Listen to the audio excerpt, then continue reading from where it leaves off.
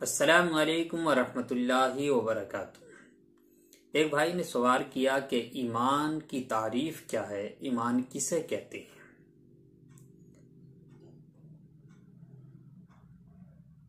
بسم اللہ الرحمن الرحیم۔ اس کا جواب یہ ہے کہ ایمان لغت میں تصدیق کرنے یعنی سچا ماننے کو کہتے ہیں۔ ایمان کا دوسرا لغوی معنی ہے امن دینا، چونکہ مومن اچھے عقیدے اختیار کر اپنے آپ کو دائمی یعنی ہمیشہ والے عذاب سے امن دیتا ہے، اس لیے اچھے عقیدے اختیار کرنے کو ایمان کہتے ہیں۔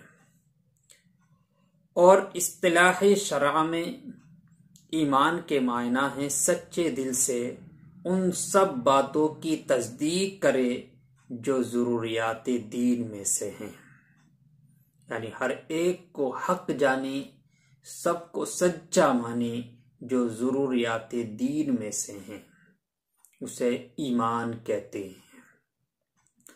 اعلی حضرت امام احمد رضا فاضل بریلوی علیہ رحمہ فرماتے ہیں کہ محمد صلی اللہ تعالی علیہ وسلم کو ہر بات میں سچا جانے اور حضور صلی اللہ علیہ وسلم کی حقانیت کو صدق دل سے ماننا ایمان ہے۔